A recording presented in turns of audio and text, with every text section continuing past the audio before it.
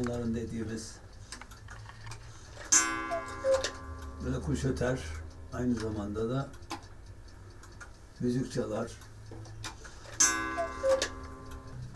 Burada değişik firmaların saatleri var, eski modellerden. Mesela şöyle bir saatte eskiden bankalar kumbaralı saat veriyorlardı çocukları para biriktirmeye alıştırmak için. Para atmazsan çalışmaz. Bunlar çok revaçtaydı 60'larda 70'lerde.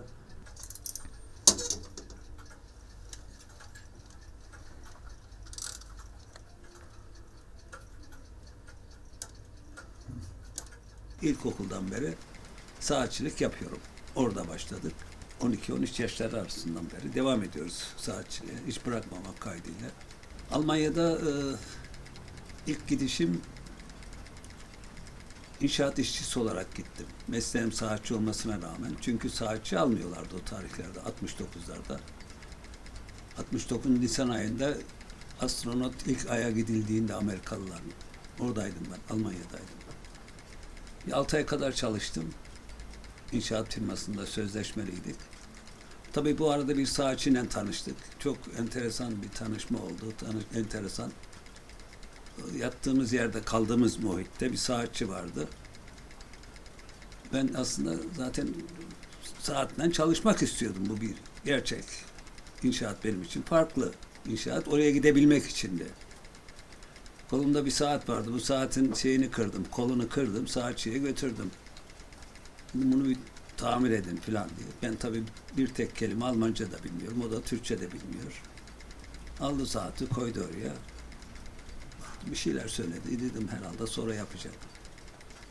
Neyse birkaç defa gittim geldim. O konuşuyor, ben anlamıyorum. Ben konuşuyorum, o anlamıyor.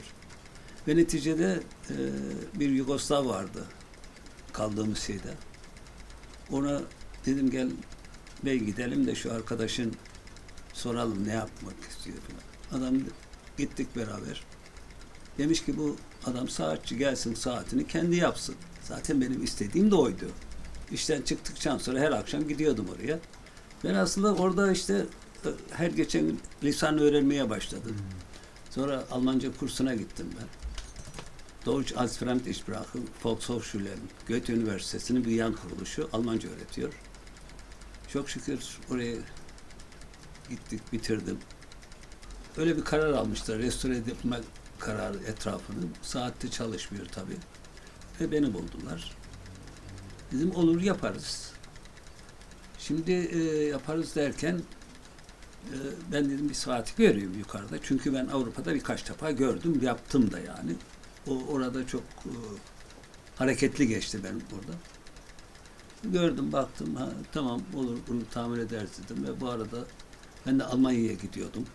Saati tamir ettik, bakımını yaptık, bütün kadran yenilendi.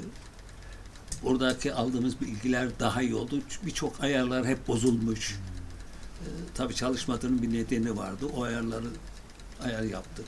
Ufak tefek parçalar falan vardı. Onlar zamanla vidalar eksik düşmüş. Ya gerek yok diye çıkarmış, atılmış halbise var. Vida gevşemiş ya buranın gerek yok diye bilinmediği için çıkarılmış, atılmış. Onları tamamladık. Ufak tefek eksikleri vardı. Şimdi hala çalışıyor.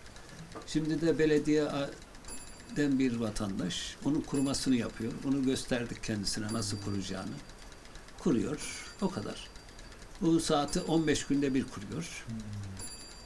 Yani şu eski motorların kolçakları vardır belki bilir misin? Kocaman bir anahtarı var. Ondan kurarlar, koruyorlar. Şimdilik iyi. İnşallah bir sorun çıkmaz. Çıkmasını da istemiyorum. Çünkü yazık olur. Hedefim Adana'ya bu Osmanlı'nın yaptırdığı saat gibi bir saat kazandırmak. Tamamen mekanik, tamamen görsel. Avrupa'daki o gibi saatleri en azından senede 3-5 milyon kişi turist gelip onu ziyaret ediyor. Bizde de 5 milyon gelsin Adana'mıza. 3 milyon gelsin. Ben görmeyeyim ama gelir.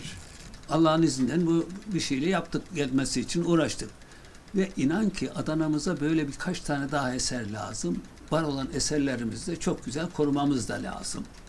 Saatçiliği seviyorum. Aşağı yukarı ilkokuldan beri bu işi yapıyorum. Burada, Avrupa'da ve hala da seviyorum. İtimadınız olsun, bir saat parçası hurdacılıkta görsem, kamyonun üstünde de görsem hurdaya giden, onu da alıp getiriyorum, yapıyorum. Burada dursun.